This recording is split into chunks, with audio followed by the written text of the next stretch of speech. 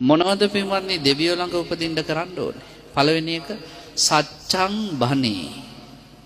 කතා කරොත් වචනයක් ඒ වචනය සත්‍යයෙන් පුරවන්නලු. බොරුවෙන් ඈත් වෙලා ඇත්තම කතා කරන්නලු. අංක 1. 2. න කුජ්ජය.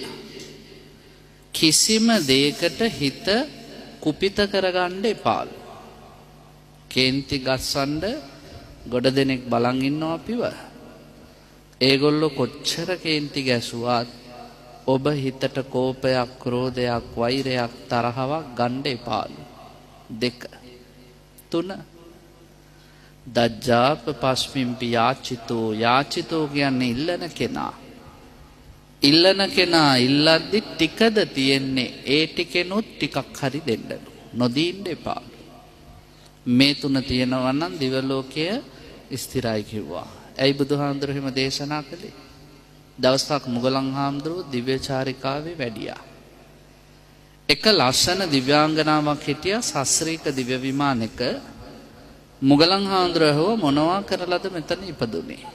අර දිව්‍යාංගනාව ලැජ්ජාවෙන් ඇඹරෙනවා. මුගලන් හාමුදුරුවෝ ඇයි? නෑ කියන්න තරම් ලොකු පිනක් නෑ කිව්වා. ඒ පාර මුගලන් හාමුදුරුවෝ හරි ඉතින් මොකද්ද කරේ කියලා කියපන්.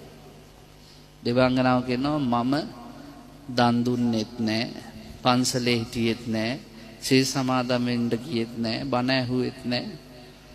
හැබැයි ජීවිතේ හැමදාම පුරුදු පුහුණු කරපු ගුණයක් තිබ්බා. ඒ තමයි සත්‍යවාදී බව. මම දිව්‍යයටත් බොරු කියලා නෑ කවදාවත්. ඒ නිසයි මට මේ දිව්‍ය සම්පත ලැබුණේ. ඊට පස්සේ මුගලන් හාමුදුරුවෝ එහා පැත්තේ විමානෙට ගියා. ඒ දිව්‍යාංගනාවගේ නුඹට මමත් එහෙම තමයි. මාත් මහ ලොකු දේවල් කළේ නෑ. මං කසාද බැඳලා හිටියේ පෝරිසාදෙක්. ඌ යකෙක් වගේ. අහුවෙන තැන්වලදී තැනක් නොතනක් නොබලා අහුවෙන එකෙන් ගැහුවා මට. ඔලු පැලුණා, අතපය තුවාල වුණා, මගේ ශරීරයට මහ වේදනාවක් ලැබුණා.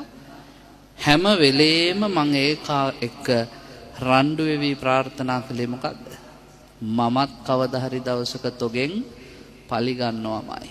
ස්වාමීනි දවසක් මට හිතුණා එහෙම හිතෙන්න මට සසරේ මේකා මුණ ගැහෙනවා නෝෑ නේද? දවයත් පින්වත්නි කේන්ති අරගෙන මමත් තොගෙන් පලි ගන්නවා, තොට දෙන්නම් රිටර්න් එක කිව්වොත් ආයි රිටර්න් එක දෙන්න ඌව හම්බ වෙනවමයි. මේ ගෑනු කෙනා කියනවා මටත් හිතුණා එහෙම.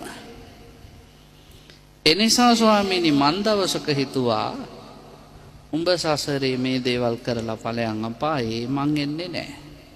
මං නවතිනවා, උඹ ඵලයක්. මං එදා ඉඳන් ගහද්දිත් බයිද්දිත් මගේ ජීවිතේට පීඩා කරද්දිත් හිතට කෝපයක් ගත්තේ නැහැ. ස්වාමීනි ඒකා මැරිලා ගියා අපායේ, මං මැරිලා ආව දිව්‍ය ලෝකේ. එච්චරයි කිව්වා තිබ්බ හොඳේ. ඊළඟ දිව්‍ය විමානට කියලා මුගලන් හාමුදුරුවෝ උඹ මොනවද කළේ? එයා කිව්වා ස්වාමීනි මං අනුන්ගේ උක් හේනක් රැක්කා. එතනින් පසේ බුදුවරයෙක් පිණ්ඩපාතේ වඩින වෙලාවක දෙන්න දෙයක් තිබ්බේ නෑ. මං උක් දණ්ඩක් කපලා පූජා කළා.